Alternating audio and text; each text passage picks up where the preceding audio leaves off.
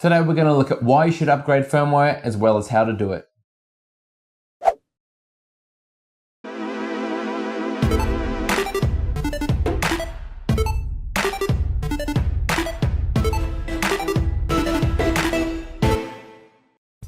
.3D printer firmware is something a lot of people are really concerned about fiddling with. Although Marlin has been in development for many years now and it's built on many lines of code, the truth is you don't need to understand all of it to be able to make meaningful changes and to improve your 3D printing experience. Before we look at how to update the firmware, let's look at why you would do so. Our first reason is to squash bugs. In my initial video with this printer, every time I tried to change the filament, I encountered a bug.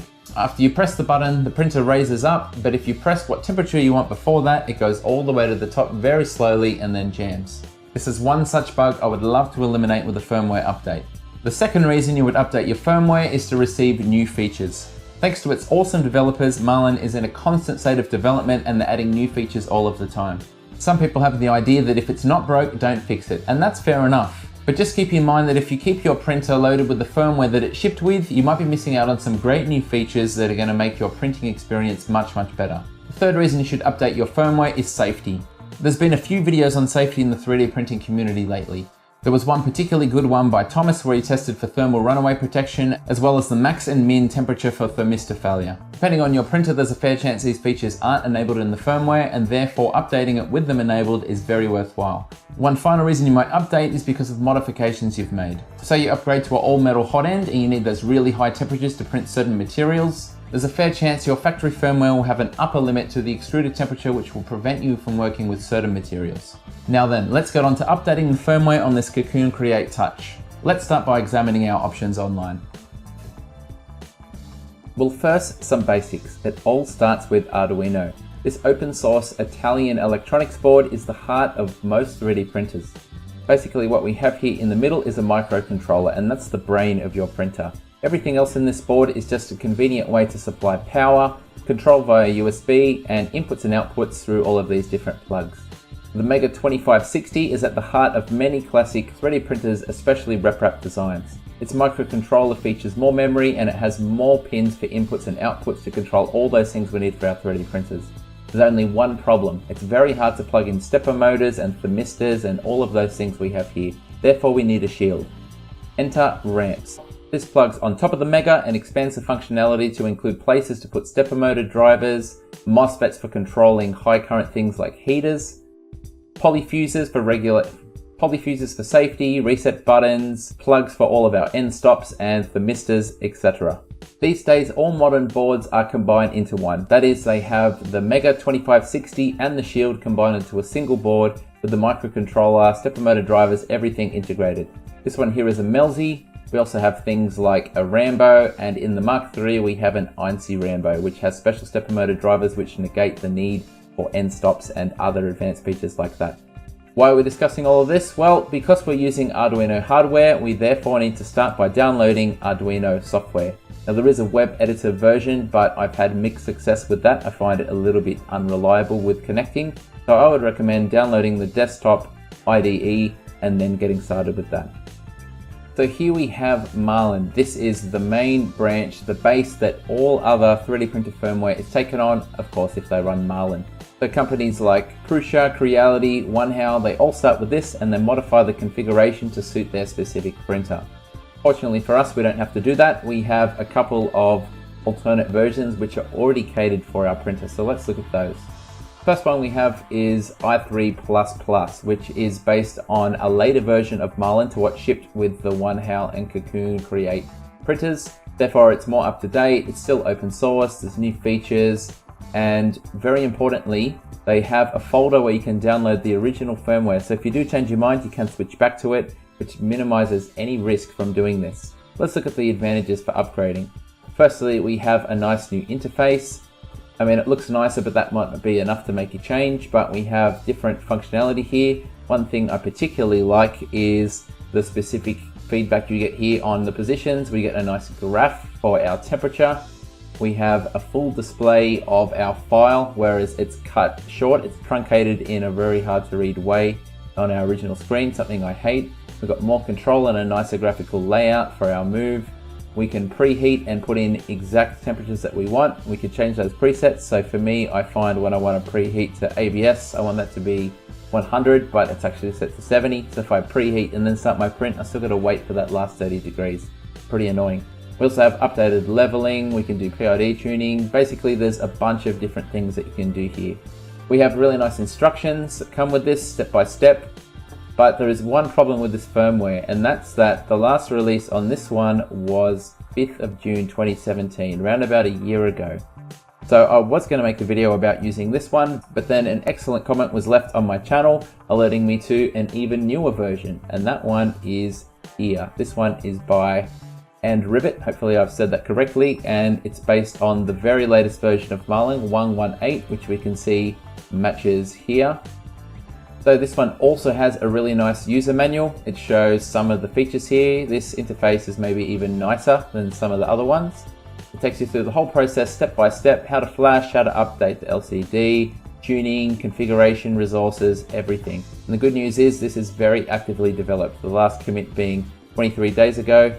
And if we go back, that's a beta version. Most people will probably want the stable one, so that's what I'll cover in this video. And that is still from earlier this year. So version 2.1.0 is what we're going to do. Without further ado, let's download it. And the way I'm going to do it is to download the source code. It's not quite as straightforward, but it gives me a chance to show you some of the inner workings of Marlin so you can understand what it is that we're changing. If you don't want to do that, you can download the image file to change the LCD screen and the hex file to flash directly to the motherboard.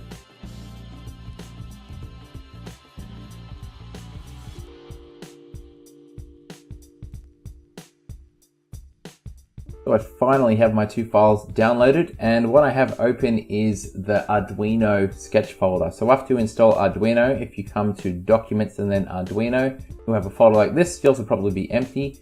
So I've already downloaded and put in the original firmware just in case I want it.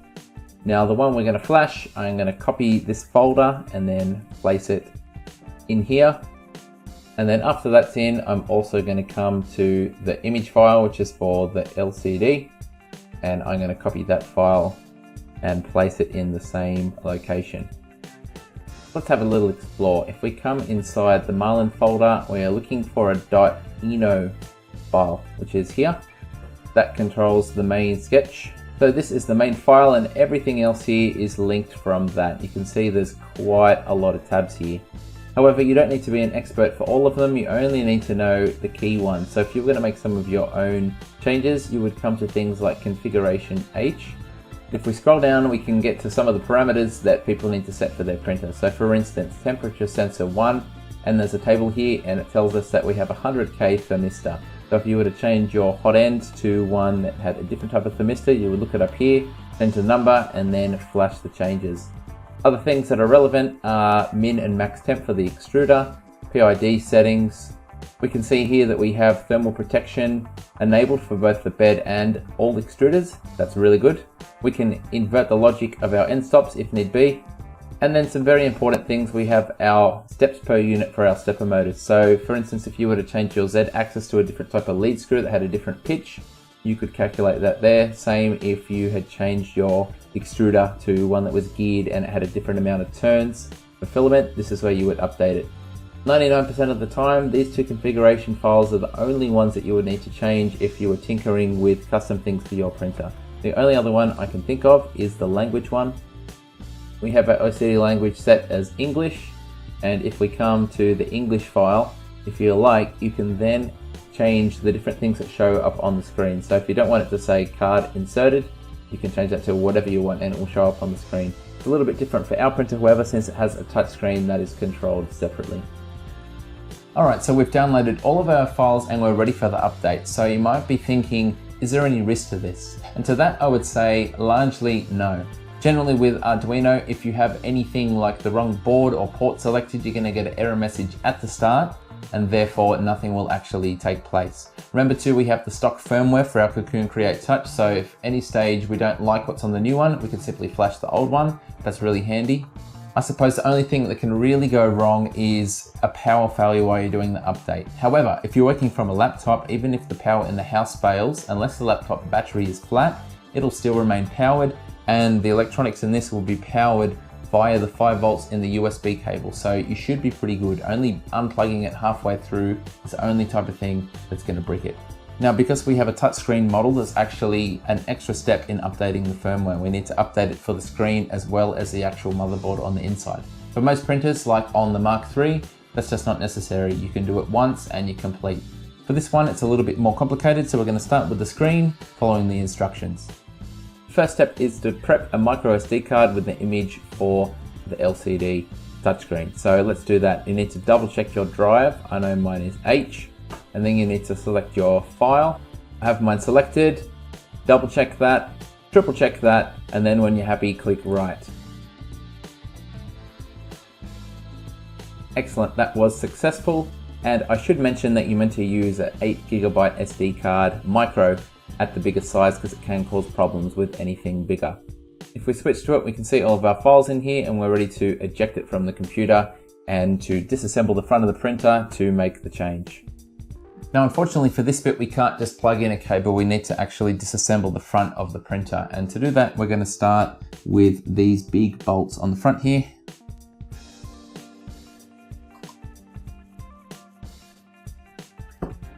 We're going to do the grub screws on top of the linear rods.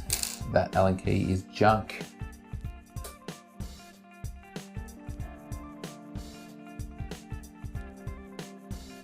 You're going to very carefully pull this one out. There is a ribbon cable going to the LCD screen, which we do not want to damage.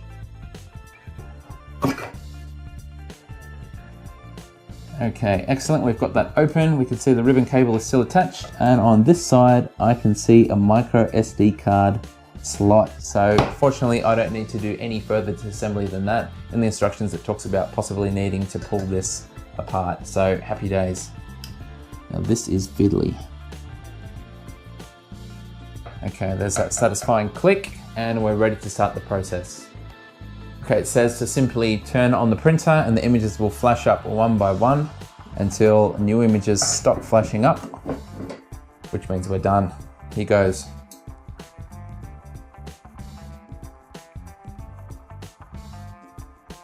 So far exactly as described.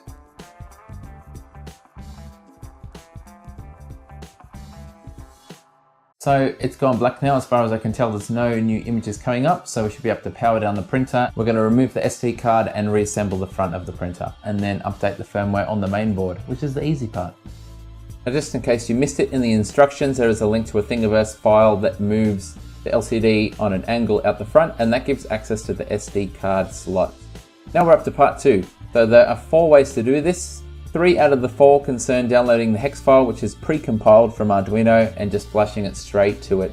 I prefer to do option 3, and we've already downloaded the files we need for that. So we're going to switch back to Arduino where we have this open, and we're going to make sure we have the right board selected.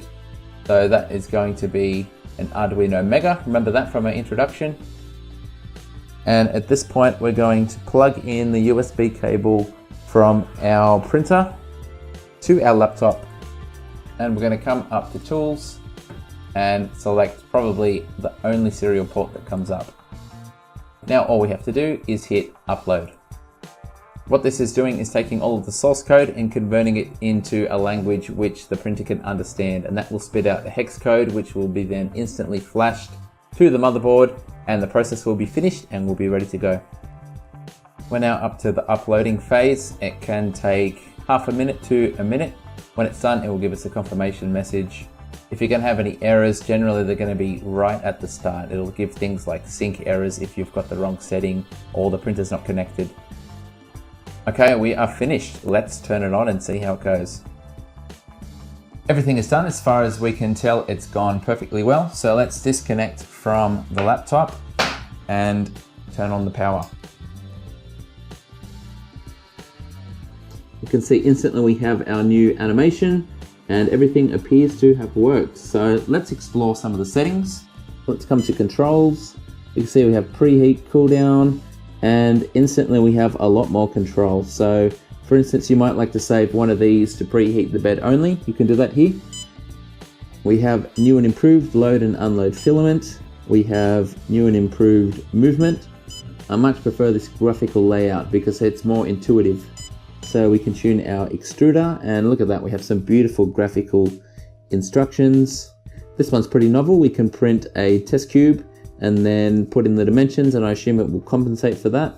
We can change our steps per millimeter here, very handy.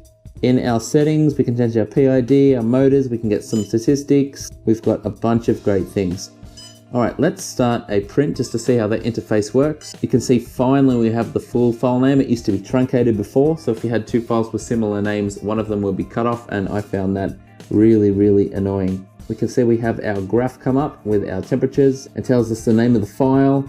We've got our extruder and bed actual and target temperatures, and then we've got some options here where we can override temperatures, printing speed, fan speed, all sorts of great things like that. So far I am very happy with this. Now, one thing to note is most of the time you won't necessarily improve print quality if your firmware update was just doing bug fixes and little things like that. That is, of course, unless there's been some sort of new firmware feature that's been introduced in your revision.